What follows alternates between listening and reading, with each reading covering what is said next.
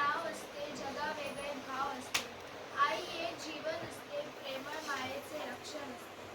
आई एक श्वास असते, जिव्हाळ्याचा भाव असते.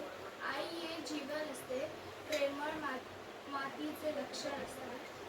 आई एक आठवण असते, प्रेमाची सवट असते. आई एक सुंदर घर असते.